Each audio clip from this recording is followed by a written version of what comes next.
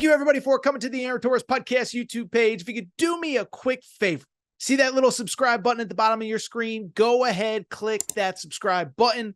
Really does help our channel grow, our audience grow, and I really do appreciate it more than you know. So click that subscribe button. Appreciate your support. Now, here's the video that you came here for. Let's talk about Notre Dame, Texas A&M. 23-13 is the final score. And let me start by saying this. Great win for Notre Dame. Know it's frustrating for Texas A&M, but this is one, I'll be blunt, I don't know that I really have that many hot takes. We knew Texas A&M would be tougher than they were last year, not tougher than Notre Dame. We knew Texas A&M would be tougher than they were a season ago under Jimbo Fisher. I thought we saw that. The defensive front played excellent, but we also knew they would be facing the best secondary and one of the better defenses they're going to see. I know nobody wants to give Notre Dame credit for anything. They got All-Americans, especially in that defensive secondary. Up front, they're good. This is a really talented Notre Dame team. And so it's a great win for Notre Dame. And I actually want to spend just a minute talking Notre Dame because I do think this game and this win is probably a little bit bigger than maybe you realize in the moment, okay? So when I look at this Notre Dame win, it's big for a couple of reasons. First of all, there is the perception. I'm not saying Texas A&M is the best team in the SEC or the second best team in the SEC. I'm not saying they're better than Georgia, Bama, Ole Miss, whoever. But at the same time, Notre Dame, this was kind of a wild stat. They have not beaten a ranked SEC team on the road since 2004, okay? 20 years ago, they beat Tennessee at Tennessee, but that is the last time that they beat a ranked SEC team on the road. So one, that's just a perception win. We can criticize, we can talk about whatever, we can talk about how good is A&M going to be, this and that. They're not one of the best teams in the SEC. Are they not? I think they're maybe going to be a little bit better than people think, but it doesn't change the fact that it's still a good win. But I'll also say this.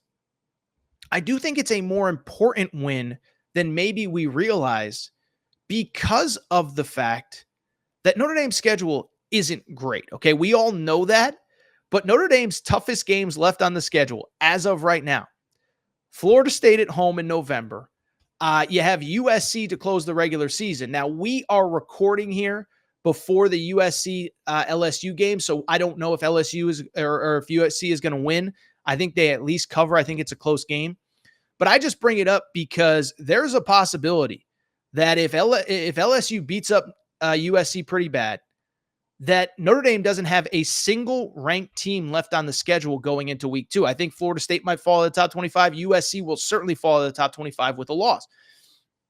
And so for Notre Dame, this was a big win, not only from the perception, not only sell recruits, hey, we go into SEC stadiums and win, but because they're not going to have a lot of marquee opportunities left on the schedule to show everybody how good they are.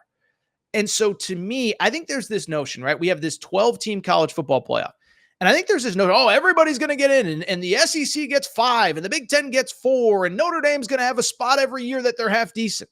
It's like you start actually breaking it down. There's not as many spots as you think. And there's going to be good, not great, but good teams that are left out of that 12-team playoff. And so why this win for Notre Dame is important is because if they lose this one, and let's say they lose another one somewhere along the way, it's going to be hard to find those great wins on the schedule. Then you start comparing them to a 10-2 Penn State. All of a sudden, that resume maybe doesn't look as good. Compare them to a 10-2 Ole Miss. All of a sudden, that resume maybe doesn't look as good. By the way, you lose this game, now you're talking about a situation where you're being compared with other teams in the SEC that are playing Texas A&M. Look at Texas A&M's schedule. A couple weeks from now, first week of October, they host Missouri. What if you're Notre Dame and you lose this game and Missouri goes into College Station and gets the win? What if you lose this game and Texas closes the regular season with a win at Texas A&M and you lost? And so all of a sudden you're talking about matching resumes. You got to go win for win, but you also will have a common opponent. And these aren't things that have necessarily mattered in the 14 playoff era, but I absolutely think that they are going to matter in the 12-team playoff era. And so for Notre Dame, I was impressed. The defense was even better than I thought. And let me give credit also to this. I was somebody that was questioning the O-line because remember, the O-line lost 4 starters off last year, and then the projected offensive starting left tackle, he went out in fall camp with a season-ending injury as well.